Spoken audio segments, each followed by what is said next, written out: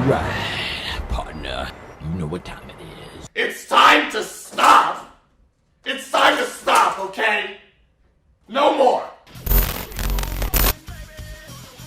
These videos are satiric reviews. You don't have to agree, but don't bitch about it. Hey there, I'm Social Injustice Warrior V Infuso.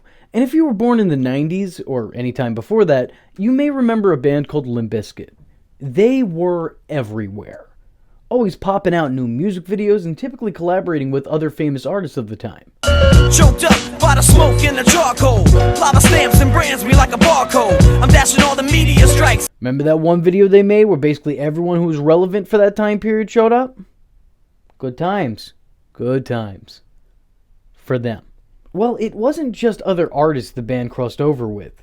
They also had a running relationship with the world of wrestling. I guess the band's wrestling tenure began in 1999 when Limp Bizkit's cover of George Michael's Faith was used for an ECW music video. Well, I guess it would be nice if I could touch your body. I know not everybody has got a body like me. Not long after, Limp Bizkit invited some of the members of ECW to a show of theirs that was conveniently performing in the same town. That night, Steve Corino, the company's big bad during that time period, came up on stage talking shit to the man who did it all for the nookie. Corino said he'd rather see actual bands like the Bee Gees or Carly Simon. And I'm just going to go ahead and pretend like I know who that last person is. To which Fred Durst actually sent fellow ECW wrestlers Balls Mahoney, New Jack, and Axl Rotten after Corino. Durst would actually hold back the arms of James Ellsworth's real dad as the ECW stars threw fists, swung chairs, and broke a beer bottle over his head. And after the beating was done, the band just kind of nonchalantly continued with their set. At the end of the year 2000, they began their reign with the then WWF, having their song Rollin' being used as The Undertaker's theme song.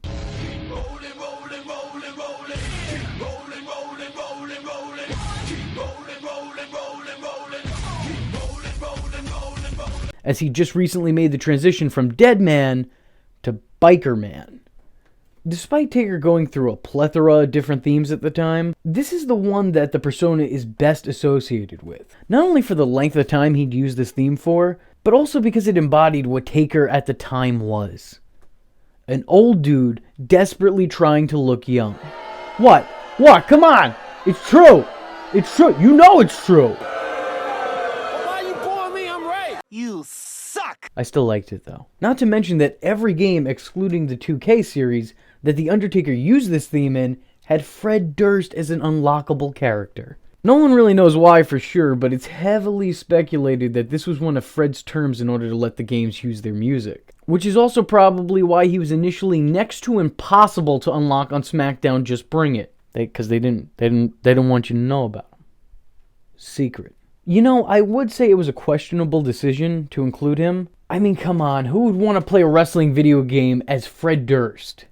But unfortunately, I had the answer to that question, and that answer is 8-year-old me. Though I still don't understand his inclusion in the Fight Club game, or even why that game exists to begin with, so win some, lose some, I guess. 10 out of 10, 10 out of 10, 100 out of 100, best king, best king. April of the following year, the band got even more exposure when their music became the theme song for that year's WrestleMania and WrestleMania main event. Their song My Way was heavily used for the build to WrestleMania X-Seven, and its main event of The Rock vs. Stone Cold, the two biggest stars of that generation. The match is considered one of the greatest WrestleMania main events of all time, despite its rocky ending, and that was not a pun. And the My Way promo package helped set the tone for that. When wrestling fans talk about hype packages, this is usually their go-to reference.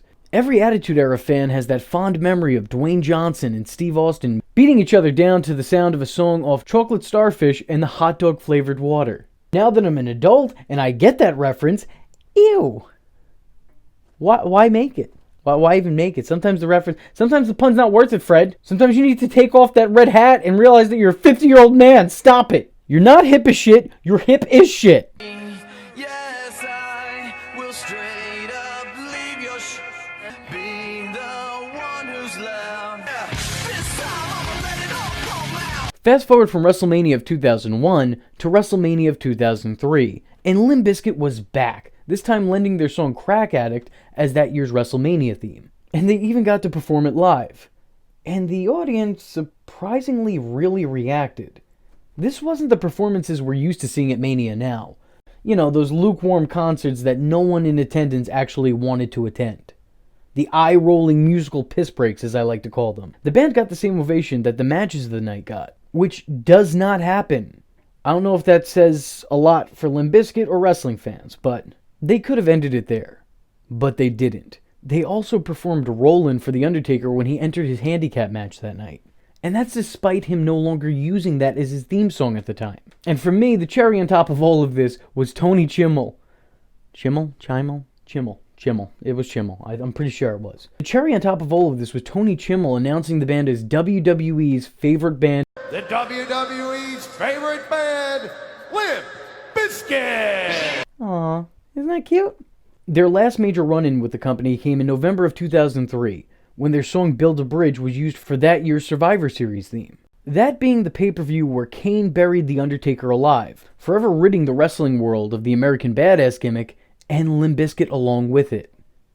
How poetic. Since then, Fred Durst has been spotted multiple times in the crowd at WWE events, though it seems that he's since updated his red cap look to a folded up bucket hat. And Fred, I never thought I'd say this. I truly didn't, okay? But could you maybe go back to how you were in 2002? For the love of mankind, take your fishing hat off your head when you attend indoor events. His most famous and infamous might be his time at SummerSlam of 2012, where he flipped off the cameras. And considering that the product was now PG, he was allegedly asked to leave directly after. Though, not if you ask Fred. But if you paid attention to where he was sitting, or standing more accurately, he wasn't there for the rest of the show. Coincidence? No, probably not. Probably not, let's be honest. He was also allegedly in talks with WWE in 2016 to license one of their songs, but whether or not anything came of that is really anybody's guess. But considering we've heard nothing of it, I would guess not. I would guess not. Regardless, I think it's more than fair to say that Limp Bizkit has contributed to the wrestling community. And even though their celebrity isn't what it was during the late 90s to early 2000s, I think that they're more than worthy of a spot in the WWE Hall of Fame. But I don't know, maybe it's just me. And let me know in the comment section below what you think. And if you're going to hate on Limp Bizkit, trust me, I'm 25 years old. I'm very well aware of how try-hard they were. Doesn't change anything, though. And if all of the previously listed appearances in the world of wrestling aren't good enough credentials for you, then remember that still to this very day, Fred's expertly dodging drop kicks.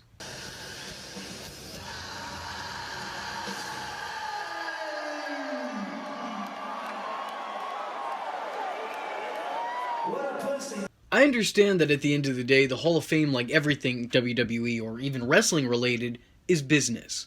And WWE will look to capitalize off the popularity or relevance of the celebrities who so much as scratched their ass with a WWE camera on them. But in a world where Drew Carrey, Snoop Dogg, and Arnold Schwarzenegger have all been honored in the celebrity wing of the Hall of Fame, despite taking part in some very unmemorable or just overall mundane moments, then I think Limp Bizkit has more than earned their place. He's right, you know. Can we please keep talking about Fred Durst? That sounds like something Fred Durst said. Can we please keep talking about Fred Durst? What happened to Fred? What happened to Fred Durst? That's what Fred Durst wants to know. So with that being said, I'm the social injustice warrior V Infuso, and if you like the words that came out of my mouth hole and you too want to become a VTard, don't forget to like and subscribe. There's plenty more where this video came from. Follow me on Twitter because, hell, why not? It's not considered stalking if it's on the internet, am I right? And don't forget to join the Discord. I don't have anything catchy to add to that, but just join it. Just go do it. And if you have a free moment of time and a free $1 to spare, then head over to my Patreon, where for just $1, you too could help keep this boat afloat. And if you don't have that $1, but you do have a free moment of time, then hit the share button. It will help me out tremendously.